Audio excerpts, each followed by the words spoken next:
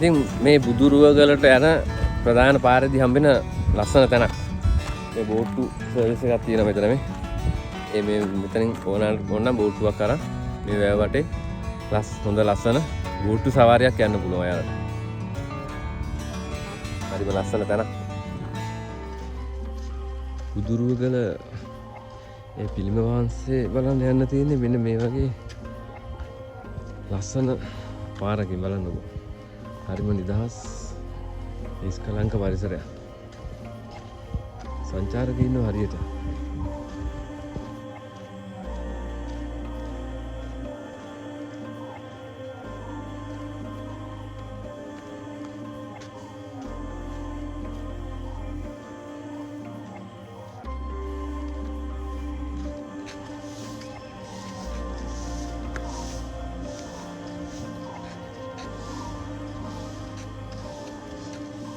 බලන්නකො ලස්සන.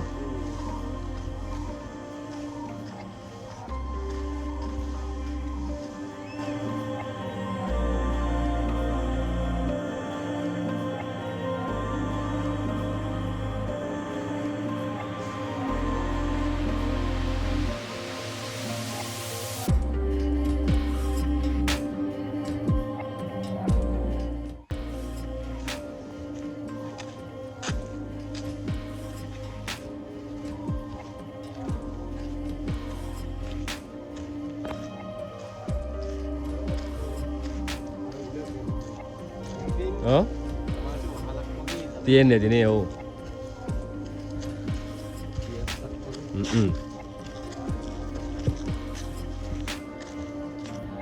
මේක මිනිස්ගේ ක්‍රිස්තු වර්ෂ 7ත් 9ත් සතවර්ෂය වලට අයත් බව සැලකෙනවලු. මෙහි මධ්‍යයේ ඇති ප්‍රධාන බුදුරුව අඩි 51ක්. මේ ප්‍රධාන බුදුරුව අඩි 51ක් උසින් වෙනවා.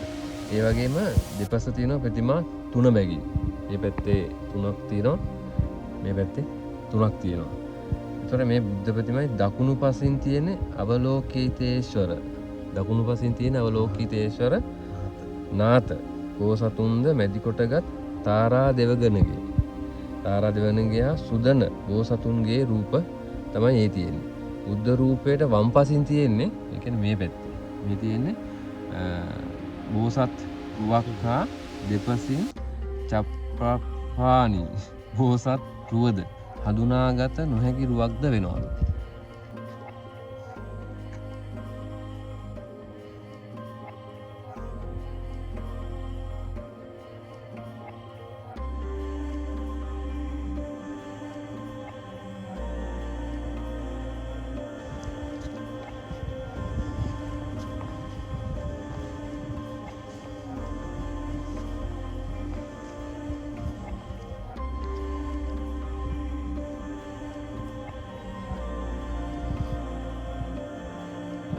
ලස්සනට ඒවා කැටයම් කරලා තියෙනවා. මේ බුදුරුවගල මෙතනින් මහායාන බුද්ධාගමත් තේරවාදී බුද්ධාගමත් යන දෙකම සංකේතවත් වෙනවා කියලා තමයි කියන්නේ. මේ තැන් හරිම පිරිසිදුවට තියාගෙන ඉන්නවා. පේනවනේ. සංචාරකයන්ව මෙතනට හරියට. හැබැයි එන්නේ විදේශීය සංචාරකයෝ තමයි. ඒ කියන්නේ ලංකාවේ මිනිස්සුන්ට ඒකේ අගයක් නැති වුණාට විදේශීය සංචාරකයන්ට මේ වගේ දේවල් හරියට වටිනවා.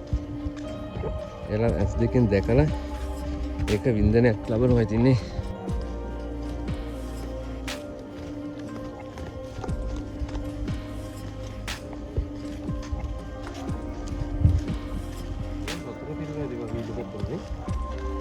නෑ නේ මම හිතුවා මේ පිළිමයට යන්න තමයි මේ ලස්සනට හදලා ඇත්තේ.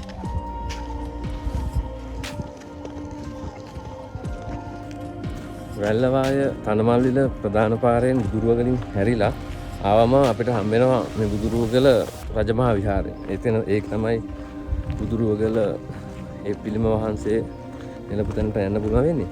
ඉතින් ඒ වගේ එතනට ආවම මේ වගේ පාකින් එකක් තියෙනවා ඔයාලට. මේ පාකින් එකේ දැම්ම වාහනේ චුට්ටක් දුර මීටර් 300ක් 400ක් පයින් යන්න තියෙනවා මේ එතන. විදේශීය සංචාරකයෙක් නම් පොඩි මුදලක් මම හිතන්නේ අය කරනවා. දේශීයයට සතයක්වත් ගන්නෑ. ආවොත් එන්න මතක ඇතුව බලලා යන්න.